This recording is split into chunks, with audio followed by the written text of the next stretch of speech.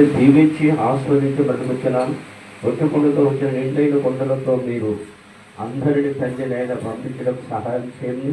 కూడిన ప్రతి ఒక్కరితో నీ వైపు నీ వాక్య వైపు నీ మాటలతో మేము గ్రహించి చూసే భాగ్యం అందరికీ దయచేయమని, ఆది నుంచి అంతవరకు మీ రాజ్యాన్ని వహించమని నజరేయుడైన యేసుక్రీస్తు నామములో ప్రార్థిస్తున్నాను తండ్రి, ఆమేన్. హల్లెలూయా.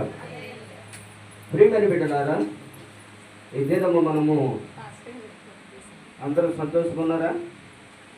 ఎంతమంది సంతోషకున్నారు? నిజంగా ఉన్నారా? అబద్ధం చెప్తున్నారా? నేను సంతోషంగా ఉన్నాను చెప్పండి. అందరూ సంతోషంగా ఉన్నామని చెప్పాలి. మీరును దేవునికి స్తోత్రం.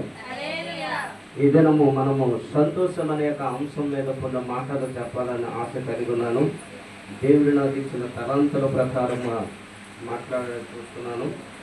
మరి బైబిల్లో నుండి యోహాను సువార్త 16వ అధ్యాయము 20 నుండి 24 5 వచనాలు మనం జ్ఞానం చేసుకుందాం. యోహాను సువార్త 16వ అధ్యాయము 20వ వచనం నుండి, మీరు ఏడ్చి ప్రలాపింతురు గాని లోకము సంతోషించును. మీరు దుఃఖింతురు గాని మీ దుఃఖము సంతోషమగునని మీతో నిశ్చయముగా చెప్పుచున్నాను. స్త్రీ ప్రవచించినప్పుడు ఆమె గడియ వచ్చెను కనుక ఆమె వేదన పడును. అయితే శిశువు పుట్టగానే లోకమందు నరుడొకడు పుట్టినని సంతోషము చేత ఆమె ఆ వేదన మరి జ్ఞాపకము చేసుకున్నదు. అటువలే మీరును ఇప్పుడు దుఃఖపడుచున్నారు, కానీ మిమ్మల్ని మరలా చూసేదను. అప్పుడు మీ హృదయము సంతోషించును, మీ సంతోషమును ఎవడును మీ యొద్ద నుండి తీసివేయడు. ఆ దినమున మీరు దేనిని గూర్చి నన్ను అడుగరు. మీరు తండ్రిని నా పేరట ఏమి అడిగినను ఆయన మీకు అనుగ్రహించునని మీతో నిశ్చయముగా చెప్పుచున్నాను. ఇదివరకు మీరేమీ నా పేరట అడగలేదు. మీ సంతోషము పరిపూర్ణమగునట్లు అడుగుడి. దేవునికి స్తోత్రం. గడి చెప్తాం హల్లెలూయా. ప్రియమైన బిడ్డలారా, మరి యొక్క దినాన్ని సంతోషం విషయంలో ఎంతమంది అయితే మరి దినాన్ని సంతోషము లేరు, దేవుడు మరొకసారి మీ అందరూ మనందరికీ జ్ఞాపకం చేస్తున్నారు. ప్రియమైన బిడ్డలారా, మీరు ఏడ్చి ప్రలాపించరు కానీ లోకము సంతోషించును. ఈ లోకము ప్రియమైన బిడ్డలారా, మనం ఎన్నో బాధల్లో కలిగిన కష్టాలలో కలిగిన సాధారణుడు ప్రియమైన బిడ్డలారా చాలా వాడు సంతోషిస్తూ ఉంటాడట. మనం వేడుతూ ఉంటే వాడు పక్కన నవ్వుతూ ఉంటాడట. తన కారణం ఏంటంటే ప్రియమైన బిడ్డలారా, సాతాను ప్రతి వారిని కూడా అసంతోషముగా ఉంచాలని, ఏ కుటుంబాన్ని కూడా సంతోషం కలిగి ఉండకూడదని వాడు ప్రతి ఒక్కరిని కూడా ఏదో సోదరులోకి నెట్టుతూ ప్రతి వారికి మరి యొక్క కన్నీరు కారుతూ ఉంటారు. ఈనాడు ఎంతోమంది కుటుంబాలు పిల్లల గురించి సంతోషం లేదు, భర్త గురించి సంతోషం లేదు, భార్య గురించి సంతోషం లేదు, జీవితంలో సంతోషం లేదు. దానికి కారణం ఏంటంటే ప్రభువు దగ్గర మనము నమ్మకము కలిగి ఉండాలి. ఈనాడు ఎంతోమంది సంతోషం లేకుండా ఎన్నో కుటుంబాలు ప్రియమైన బిడ్డలారా సాతాను కూడా చెలరేగుతున్నాడు. ఏ ఇల్లు అయితే అశాంతగా ఉన్నారో, ఏ ఇల్లు అయితే దేవుని మీద సంతోషంగా లేకుండా ఉన్నారో వాళ్ళందరూ కూడా కన్నీరు కాచి ఏడ్పిస్తూ దుఃఖిస్తూ ప్రతి వారిని కూడా నాశనం చేయాలని ఈ లోకాధికారి ప్రియమైన బిడ్డలారా. అందువల్ల మనము ఏడ్చున్నప్పుడు, కన్నీరు కార్చినప్పుడు, ప్రలాపించినప్పుడు ఈ లోకం అనగా సాతాను ఎంతగానో సంతోషిస్తూ ఉంటుందట. దేవునికి స్తోత్రం. కనుక ప్రియమైన బిడ్డలారా, మీ దుఃఖమును మీరు దుఃఖించరు కానీ మీ దుఃఖము సంతోషమగునని మీతో నిత్యముగా చెబుతున్నాను. దేవునికి స్తోత్రం. మీ దుఃఖ దినములట సమాప్తమవునట. ఎంతమంది దుఃఖిస్తున్నారు, బాధపడుతున్నారు, కన్నీరు కాపుతున్నారు. మీ దుఃఖ దినములు సంతోషముగా ఉండి నిత్యముగా నేను చెప్పుతున్నానని ప్రభువారు మాట్లాడుతున్నారు. ఎవరైతే సంతోషముగా లేరో దేవుడు చెప్తున్నాడు, ఉదయ కాలంలో నీ పిల్లలు నీ కుటుంబం అంతా సంతోషము కలగడానికి నేను నిత్యముగా నీతో ఈ యొక్క ఉదయకాల సమయంలో దేవుడు మనతో మాట్లాడుతున్నారు.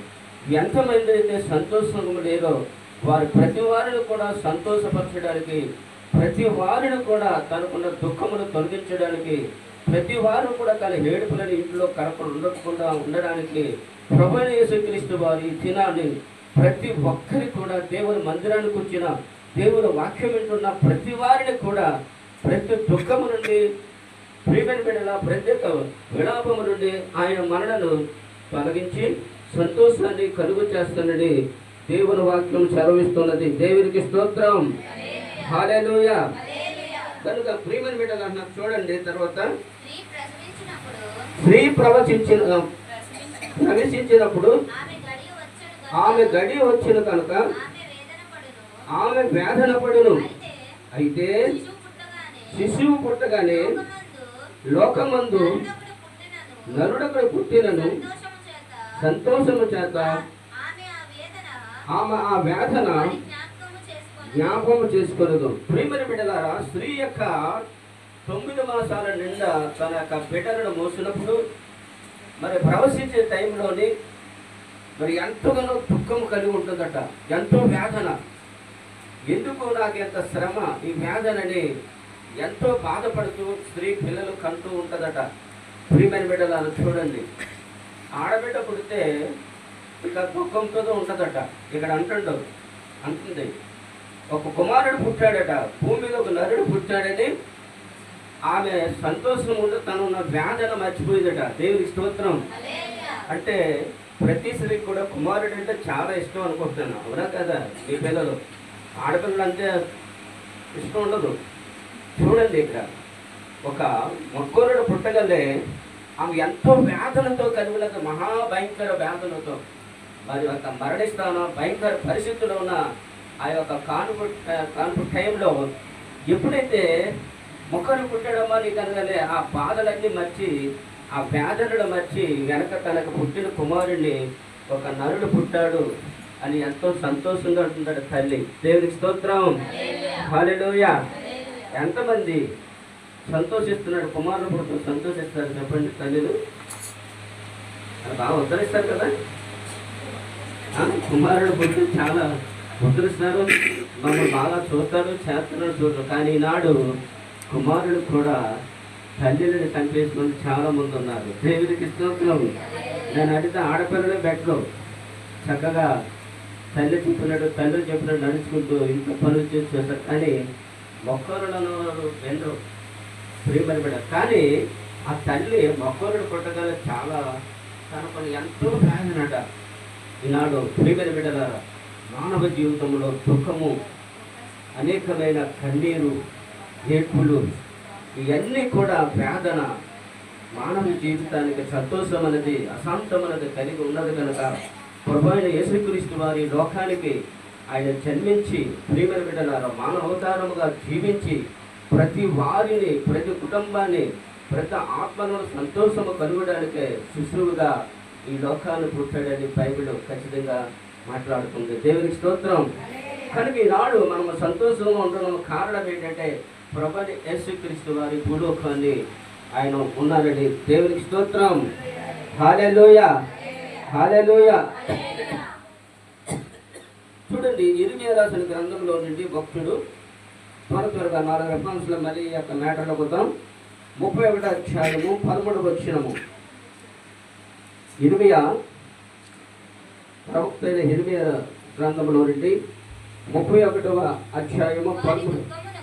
వారి దుఃఖములకు ప్రతిగా సంతోషమిచ్చి వారిని ఆదరించెదను, విచారమును కొట్టివేసి నేను వారికి ఆనందమును కలుగు చేద్దును. కనుక చాలమ్మ, దేవునికి స్తోత్రం. ప్రియమైన బిడ్డలారా, ప్రవక్తతో ఇర్మియాతో దేవుడు మాట్లాడుతున్నారు. వారి యొక్క దుఃఖమును ప్రతిగా సంతోషం ఇచ్చి ఆదరించేదును. ప్రతి వారి యొక్క భూమి మీద ఎంతమంది దుఃఖిస్తున్నారు, ఎన్ని బాధలతో, ఎన్ని కష్టాలతో, ఎంతో దుఃఖముతో, వేదనతో జీవించిన వారందరినీ ప్రభువైన యేసుక్రీస్తు వారు సంతోషమించి ఆదరించినట. ఈ భూలోకములో ఆదరించేవారు ఎవరు లేరు, కొంతవరకే. నీ కుటుంబము, నీ బంధువులు, నీ స్నేహితులు మనం బాగున్నప్పుడు కొంతవరకే ఆదరిస్తారు తప్ప ప్రభువైన యేసుక్రీస్తు వారు ఆయన రక్తముతో మనము ఆయన బీజములను పుట్టబడిన వారము కనుక ప్రతి వారి యొక్క దుఃఖాన్ని తొలగించి వారందరికీ సంతోషం ఇవ్వడానికే మనందరం ఆదరిస్తున్నాడు. అంతేకాదు విచారమును కొట్టివేసిన వారికి ఆనందమును కలిగించేతును. దేవునికి స్తోత్రం.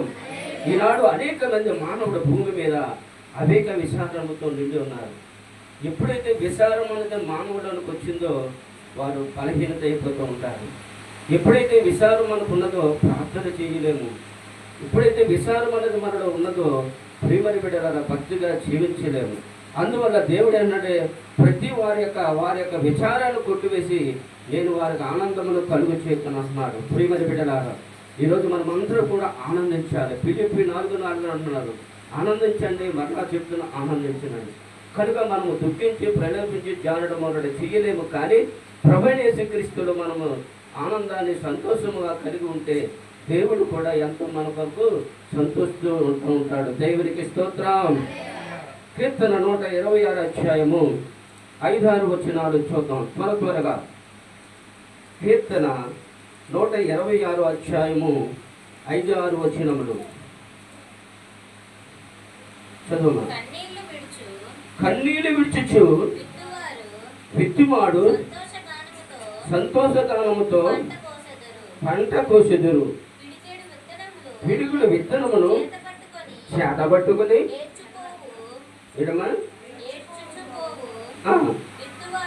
ఏడ్చిపోవాడు విత్తువాడు సంతోషగానము చేయదు ప్రాణాలు మోసుకొని వచ్చాను. దేవునికి స్తోత్రం. ప్రియమైన బిడ్డలారా, కన్నీరు విడుచుటూ విత్తువాడు పిడుగుడు విత్తనమును చేత పట్టుకొని ఏడ్చుచు విత్తనము. ప్రియమైన బిడ్డలారా, కన్నీరు విడుచుటూ విత్తువాడు సంతోషగానము పంట కోసాడు. దేవునికి స్తోత్రం. ఎప్పుడైతే ప్రియమైన బిడ్డలారా ఒక వ్యవసాయదారుడు ఎంతో కష్టపడి భూమిలో విత్తనాలు వేస్తూ ఉంటాడు. అవి పంట ప్రియమైన బిడ్డలారా ఆ భూమిని సారవంతముగా చేసి అందులో ఒక పీడికుడు విత్తనాలు పట్టుకొని చల్లడానికి వెళ్ళాడట. ప్రియమైన బిడ్డలారా, వెళ్ళినప్పుడు ఆ పంట చాలా బాగా ఆ పంటకు వచ్చిందట, చాలా బాగా పండిందట. ఎంతైతే ఈ యొక్క భూమి యొక్క సారవంతముగా చేశాడు కనుక కన్నీళ్లతో కాచి విత్తనాలు సంతోషగానముతో పంట కోసినట. దేవుని స్తోత్రం. సంతోషగానం అంటే ఎప్పుడైనా పాట పాడుతూ ఉంటారా? లేడీస్ వంట చేసేటప్పుడు పాడుతూ ఉంటారా? దేవుని స్తోత్రం. అయితే వ్యవసాయదారుడు చాలా సంతోషంతో దానం చేసి పంట కోసినట. పిడికడి విత్తనములు చేత పట్టుకొని ఏడ్చిపోవు విత్తువాడు సంతోషగానము చేయనని పనులు మోసుకొని వచ్చాను. ఎప్పుడైతే కష్టపడి ఎంతో ఆనందముగా సంతోషముగా ఆ పంటను కోసుకొని ప్రియమైన బిడ్డలారా పనులు అనగా ఆ కోసిన యొక్క పనులన్నీ కూడా చక్కగా మరొక వెతుకొని వెళ్ళినట. కనుక చాలా సంతోషిస్తున్నట రైతు. ఆ వ్యవసాయంలో వేసిన విత్తనములన్నీ కూడా ఎంతగానో పంట పండిందట. ఈరోజు మన పంట పండాలి అంటే దేవుళ్ళో మనము సంతోషముతో ఆయనను ఆరాధించాలి, సంతోషముగా పాటలు పాడాలి, సంతోషముగా ఆరాధన చేయాలి. ముందుగా దేవుని సన్నిధిలో అతను అప్పుల్లో కొట్టి దేవుని మహిమపరచాలి. ఎప్పుడైతే నీవు దేవుని సంతోషపరిచావో నీ జీవితంలో నీ కుటుంబంలో ఆయన నిన్ను సంతోషపరిచే నిత్యముగా ఆనందం వచ్చేస్తానని దేవుని వాక్యం చదివిస్తుంది. ఎంతమంది దినాన్ని దేవుని సంతోషపరుస్తున్నారు? తల్లిదండ్రులను బిడ్డలో చూసినప్పుడు సంతోషపరుస్తున్నారా? ఈనాడు మన తండ్రి అయిన యేసుక్రీస్తు వారు మన ప్రేమించి మన కన్న తండ్రిని మనం సంతోషపడుతున్నామా, దుఃఖిస్తున్నామా? చెప్పండి. ఎంతమంది దేవుని సంతోషపరుస్తున్నారు? ప్రతిరోజు ఆయనను మనము మహిమపరచాలి. ప్రతిరోజు ఆయనను సంతోషముగా మనము మాట్లాడాలి. అప్పుడు నిత్యముగా దేవుడు మీ కుటుంబంలో ఉన్న యొక్క ప్రియమైన బిడ్డలారా ప్రతి ఒక్క అనేక విచారాన్ని తొలగించి కన్నీరుని తుడిచి ప్రియమైన బిడ్డ సంతోషముగా మీ కుటుంబంలో మీరందరూ కూడా దేవుడిచ్చిన ఒక పంటను కోసుకోవడానికి సిద్ధముగా ఉండాలని దేవుని వాక్యం సెలవిస్తుంది. దేవునికి స్తోత్రం. హల్లెలూయా. కీర్తనకారుడు ఒక మాట చూసి మరి యోహాను సువార్తలోకి చూద్దాం. కీర్తన 4వ అధ్యాయము 7వ వచనము. కీర్తన 4వ అధ్యాయము 7వ వచనం చదువుకుందాం. వారు ధాన్య ద్రాక్షారసమును విస్తరించి నాటి సంతోషము కంటే అధికమైన సంతోషము దేవునికి స్తోత్రం. భక్తుడైన దావీదు అంటున్నాడు, వారు ధాన్య ద్రాక్షారసము విస్తరించి వారు వేసిన జ్ఞానము అనగా విస్తారమైన పంటలు వారు ఎలాగే చూడండి పిడికిన విత్తనము పట్టుకొని భూమి మీద జల్లి సంతోషముగా కన్నీరుతో ఆ పంటను ఫలించాలని అనుదినము దేవుడిని ప్రార్థించాడు. ఆ ప్రార్థనకు ఆ పంట సమకూర్చేటప్పుడు ఎంతో సంతోషముగా ఆ పనులు ఏరుకొని మోసుకొని పోవాలని చెప్తున్నారు. ద్రాక్షారసములు ప్రియమైన విస్తరించి నాటి సంతోషం కంటే అధికమైన సంతోషమును నా హృదయంలో పుట్టించిన దావీదు అంటున్నాడు. ఇవన్నిటికన్నా నా హృదయంలో అధికమైన సంతోషము నాకు పుట్టించావు. కనుక ప్రియమైన బిడ్డలారా ప్రతి ఒక్క మానవులోని హృదయములో సంతోషం ఉండాలి. హృదయములో సంతోషము లేకుంటే ప్రియమైన బిడ్డలారా మానవుడు ఆనందముగా సంతోషముగా జీవించలేడు. కనుక దేవుడు అంటున్నాడు, అధికమైన సంతోషము నువ్వు నా హృదయములోని దావీదు అంటున్నాడు, అధికమైన సంతోషము నీవు నా హృదయములోని పుట్టించింది. ప్రియమైన బిడ్డలారా ఈనాడు నువ్వు సంతోషముగా ఉండాలి అంటే నీ హృదయము సంతోషము కలిగి ఉండాలంటే ప్రభులో మనము ప్రతిదినము కూడా మనము జాగ్రత్తగా ప్రార్థనలోని పంట విశ్వాసములోని నమ్మకములోని ఇవన్నీ కూడా మంచి యొక్క పంటలు వీటిలో కలిగి ఉంటే నీ హృదయములో ఆనందాన్ని సంతోషంలో దావీదు గెంతులేస్తూ పాటలు పాడుతూ ఉన్నాడు. ప్రియమైన బిడ్డలారా ఈ సంతోషము నీకు కావాలంటే మనము ప్రతి వారము కూడా దేవుని సంతోషపరచాలి. ప్రతి విషయంలో కూడా దేవునితో మనము సంతోషము గడిపే దినములు కావాలంటే నీ హృదయములో సంతోషమును పుట్టించమని దేవుని మనము అడగాలి.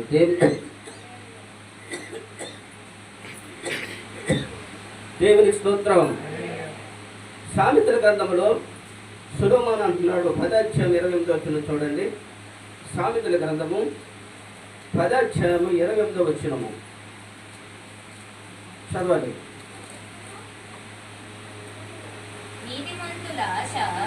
నీతిమంతుల ఆశ దేవునికి స్తోత్రం. ఎవరట? మన ఆశ నెరవేరాలంటే నీతిత్వం కలిగి ఉండాలి.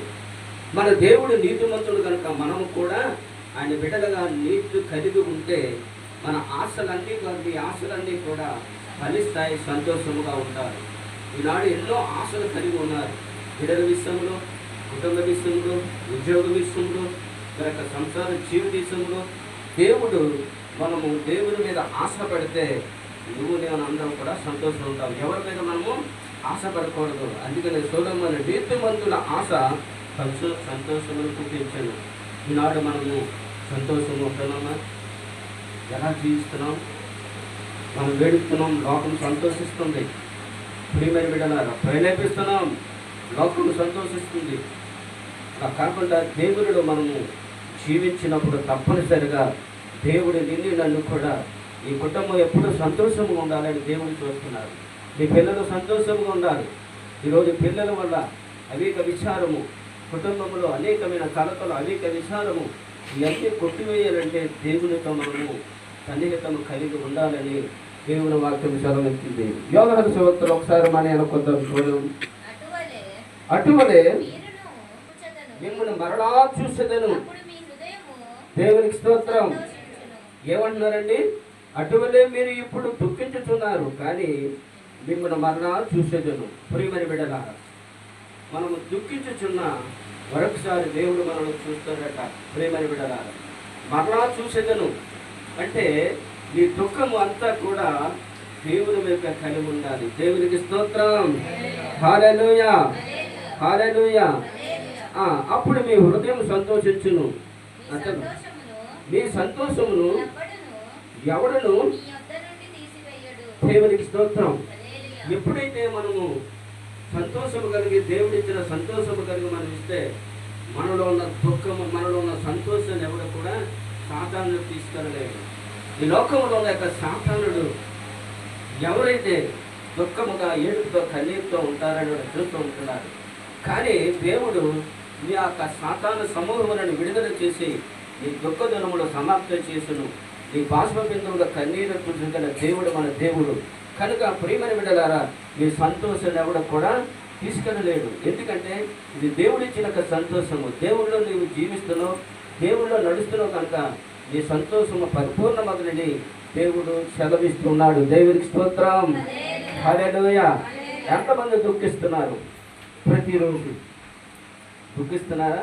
ఒకటే. ఇంకా ఎవరైనా నిజం చెప్పాలి. దేవుని మందిరంలో ఉంటే మనం ఏం చేయాలో దుఃఖించినప్పుడు, ప్రేరేపించినప్పుడు దేవుని దగ్గర మనం ఏం చేయాలంటే ఈ దుఃఖ జన్మల సమాప్తమనంటే దేవుడితో మనము ప్రార్థించాలి.